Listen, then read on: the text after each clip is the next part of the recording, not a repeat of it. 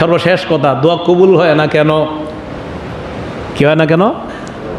হ্যাঁ, কবুল হয় না কেন? এবার এক নাম্বার কবুল না হওয়ার এক নাম্বার দেখেন, আদাবুল মুফরাদ হাদিস নাম্বার 716 নম্বর হাদিস, আবু হুরায়রা রাদিয়াল্লাহু তাআলা আনহুর বর্ণনা। তিনি বলেন, কোন মুসলমান, কোন মুমিন যখন দোয়া করে, ইয়ানসুবু ওয়াজহাহু ইলাল্লাহ ইয়াসআলুহু মাসআলা, আল্লাহর কাছে চায়, আল্লাহ তুমি কবুল করো, কবুল করো, কবুল করো। তো নবীজি বলেন, হয়তো তার দোয়া কবুল হয়, না হয় আল্লাহ আখিরাতের জন্য রাখে। মালাম ইয়াজাল, তবে শর্ত হলো ওই লোক তাড়াহুড়া করতে পারবে না। তাহলে দোয়া কবুল না হওয়ার এক নাম্বার কারণ তাড়াহুড়া করা। হ্যাঁ, এবার সাহাবারা প্রশ্ন করলেন, ওমা আজলাতুহু, হুজুর তাড়াহুড়া কাকে বলে? নবী বললেন, কোন মানুষ দোয়া করে, দেখেন নবীজি বলতেছে, দাউতু ফালাম উরাহু লাম ইউস্তাজাবু লি, কোন ব্যক্তি কয় দোয়া তো করলাম, আমার দোয়া দেখি কবুল হয় না, নবী কয় এটাই তাড়াহুড়া। শিখাই দিছি কিন্তু এইগুলো একদম বাংলাদেশের আপনাদের কমন কথা, কয় হুজুর এত দোয়া করি কবুল হয় না, নবী কয় এই যে বলে দিছে, কয় দোয়া করি কবুল তো হয় না। বলেন এই রোগ আসেনি আমাদের? এক নাম্বার, তাড়াহুড়া করা যাবে না দোয়া করার পরে, যে কবুল হয় না। নবীজি বলেই দিয়েছেন, কয়েকটা লোক আছে এরকম, কিছু লোক তারা কয় কবুল হয় না কেন এই কথা বলে। তা আজকে থেকে এইগুলা না, আমরা দোয়া করব, কবুল করার মালিক কে? কারণ হবেই তো। এবার শেষ কথায় আসেন, আসল কথা, কিছুই হবে না দোয়া যদি করেন, ওই তিনটার কিছুই হবে না যদি দোয়া করেন, তো হুজুর এটা আবার কি? দোয়া নগদ কবুল হবে না, আখেরাতের জন্য রাখবে না, বিপদ দূর হবে না, এমনও দোয়া আছে। এই দোয়াটা আবার কোনটা হুজুর? দোয়া কবুলের প্রধান শর্ত হলো হালাল খাওয়া। কি খাওয়া? সবাই বলেন, আরো জোরে বলেন। সুদী ব্যাংকে টাকা রাখা, সুদ খাওয়া। হ্যাঁ, খালি হুজুর গো দোষ দেন না, দোয়া করি কবুল হয় না, আর কোন হাদিসে ভুল কইছে? মিয়া আপনি তো হারাম খান, তা আপনি আবার দোয়া কবুল হবে কিভাবে? আপনার কিচ্ছু কবুল হবে না, আপনার কিছুই কবুল হবে না। সূরা বাকারা 168 নম্বর আয়াতে আল্লাহ বলেন, ইয়া আইয়ুহান নাসু কুলু মিম্মা ফিল আরদি হালালান তাইয়্যিবা, হে মানুষ জমিনে সব হালাল খাও, হালাল।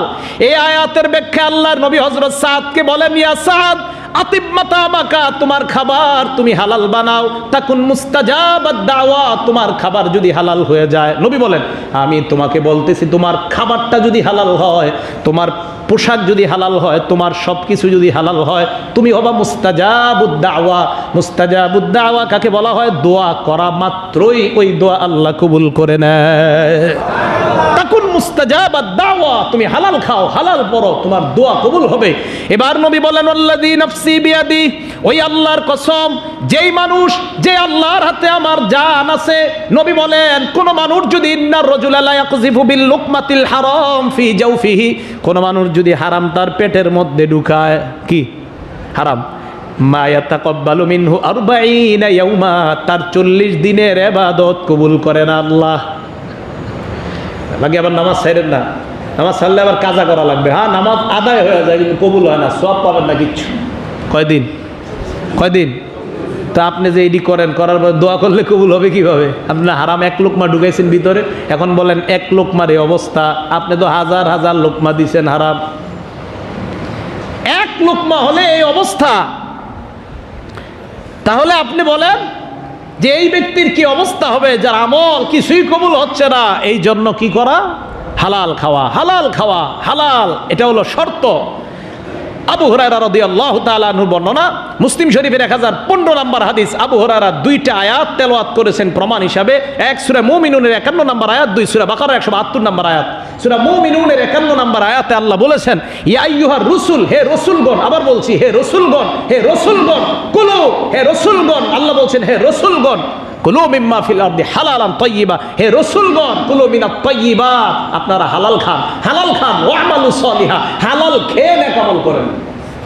আল্লাহ কাকে বলছে বলেন সবাই? আরো জোরে বলেন, কাকে বলছে? রাসূল, আপনারা হালাল খান, হালাল খেয়ে ভালো আমল করেন। এটা বললেন সূরা মুমিনুনের 51 নম্বর আয়াতে। আর সূরা বাকারা 172 নম্বর আয়াতে আমাদেরকে বলছে, ইয়া আইয়ুহাল্লাযীনা আমানু কুলু মিন তাইয়্যিবাতি মা রাযাকনাকুম, হে ঈমানদাররা হালাল খাও। তাহলে এক জায়গায় বললেন রসুল তোমরা হালাল খাও, আরেক জায়গায় বললেন ইমানদার তোমরা হালাল খাও। আল্লাহর নবী বলেন ইন্নাল্লাহা তাইয়্যিবুন লা ইয়াকবালু ইল্লা তাইয়্যিবা, আল্লাহ পবিত্র, আল্লাহ অপবিত্র কোনো কিছু কবুল করে না। এবার নবীজি বলেন সুম্মা যাকারার রাজুল, এক ব্যক্তির কথা উল্লেখ করলেন, ইউতিলুস সাফারা, যেই ব্যক্তি লম্বা সফরের মধ্যে বের হয়, আশআস, ওই লোকটা এমন অবস্থা চুলগুলো এলোমেলো, আকবার, আকবার মানে চেহারার মধ্যে ধুলা আর ধুলা, তাহলে লোকটা মুসাফির, ঠিক না? কেমন অবস্থা, চুলগুলা এলোমেলো, চেহারাটার মধ্যে ধুলা আর ধুলা। এবার লোকটা ইয়ামুদ্দুয়া দেইহি, আল্লাহর দরবারে হাত উঠায়। হাদিসের মধ্যে আসছে মুসাফির দোয়া করা মাত্র আল্লাহ তার দোয়া কবুল করে নেয়। কিন্তু নবী বলেন ওই মুসাফির হাত উঠানোর পর বলে ইয়া রব্বি, হে রব, হে রব। আল্লাহর নবী কয় যতই রব রব কয়, ওয়া মাতামুহু হারাম, মুসাফিরের খাদ্য হলো হারাম, ওয়া মালবাসুহু হারাম, তার পোশাক হলো হারাম, ওয়া মাশরাবুহু হারাম, তার পানীয় হলো হারাম, ফা আন্না ইস্তাজাবু লিযালিক, নবী বলেন বলো তার দোয়া আবার কিভাবে কবুল হবে? হ্যাঁ, কয় মুসাফির বেচারা, আহারে, নবীজি বলছে হাদিসে আসছে মুসাফির দোয়া করলে দোয়া কবুল। নবী কয় তোমার খাদ্য হারাম, তোমার পানীয় হারাম, তোমার পোশাক হারাম, আর তুমি লম্বা হাত তুলে আল্লাহরে বলতেছো আল্লাহ দেও দেও দেও। নবীজি বলেন ফান্না ইউস্তাজাবু লিযালিক, আরে এই দোয়া কবুল কিভাবেই হবে? এটা তো কবুল হতেই পারে না।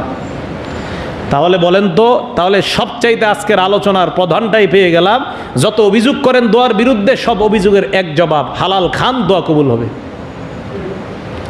হারাম থেকে বাঁচেন, হালাল খান, পেটে হালাল ঢুকান। প্রিয় মুসল্লি ভাইয়েরা, একটু কষ্ট করেন, একটু কষ্ট করেন, হালাল জীবন যাপন করেন। হয়তো সাময়িক কষ্ট আসবে, মনে রাখবেন সত্যের কষ্ট, হালালের কষ্ট সাময়িক, মিথ্যার কষ্ট আর হারামের কষ্ট এটা ব্যাপক, অনেক দিন থাকবে, যেটা শেষ হবে না। কিন্তু সত্যের কষ্ট সাময়িক, মিথ্যার কষ্ট দীর্ঘস্থায়ী। যার প্রমাণ নবীজি যখন তাবুক যুদ্ধে গিয়েছে, এর মধ্যে 3 জন সাহাবা যায় নাই, বাকি মুনাফিক 81 জন বা 80 জন মুনাফিক। নবী আসার পরে বলেছে হুজুর আমিও অসুস্থ ছিলাম, নবী উজর কবুল করে নিয়েছে, কিছুই বলে নাই। কিন্তু 3 সাহাবা বলেছে হুজুর আমি কিছুই ছিল না, আমার কোনো সমস্যা ছিল না, কোনো উজরও ছিল না, হুজুর অলসতার কারণে যাই না। নবী তাদের সাথে 40 বা 50 দিন কথা বলে নাই। তাহলে সত্যের কারণে কষ্ট পাইল 40 দিন বা 50 দিন। মুসলমানদের সাথে নবী কথা বলা নিষেধ করে দিয়েছেন, বিবির সাথে কথা বলা নিষেধ করে দিয়েছেন। এমনকি নবী বলেছেন এরা বাজারে গেলে কোনো ব্যবসায়ী তাদের সাথে কথা বলবা না। 3 সাহাবা সত্য কথা বলার কারণে নবী শাস্তি দিলেন। মুনাফিকদেরকে কিছু বললেন না, বললেন যাও তোমাদের ক্ষমা। আল্লাহ ওই 3 সাহাবা কষ্ট করলেন সত্যের কারণে 40 বা 50 দিন, কিয়ামত পর্যন্ত তাদের ব্যাপারে কোরআনের আয়াত আল্লাহ নাযিল করে দিলেন। তাহলে সত্যের কষ্ট সাময়িক। আর ওই যে মুনাফিকদের ব্যাপারে আল্লাহ বলেন, কয় নবী মুনাফিকদেরকে চিহ্নিত করা সহজ, মুসলমান আর মুনাফিকদেরকে চিহ্নিত করার সহজ রাস্তাই ছিল তাবুকের যুদ্ধ। আমি আপনাকে অসংখ্য মুনাফিক চিহ্নিত করে দিলাম, নবী এদেরকে কিছুই বলে নাই। তো দেখেন মিথ্যাবাদীদেরকে নবী কিছুই বলে নাই, সত্যবাদীদেরকে নবী 40-50 দিন শাস্তি দিলেন। আল্লাহ তাদের ব্যাপারে কোরআনের আয়াত নাজিল করলেন, আর তাদের জন্য আল্লাহ বলে দিলেন এরা দুনিয়াতেও লাঞ্ছিত, আখিরাতেও তারা লাঞ্ছিত। প্রিয় মুসলমান, হালালের কষ্ট সাময়িক, সত্যের কষ্ট সাময়িক, মিথ্যার কষ্ট চিরস্থায়ী, হারামের কষ্ট চিরস্থায়ী। এই জন্য আমরা হালাল জীবন যাপন করব, সত্য জীবন যাপন করব, তাহলে আল্লাহ আমাদের দোয়া কবুল করবে।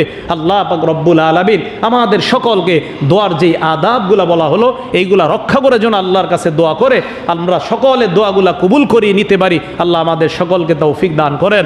আমিন ওয়া আখিরু দাওয়ানা আলহামদুলিল্লাহি রাব্বিল আলামিন।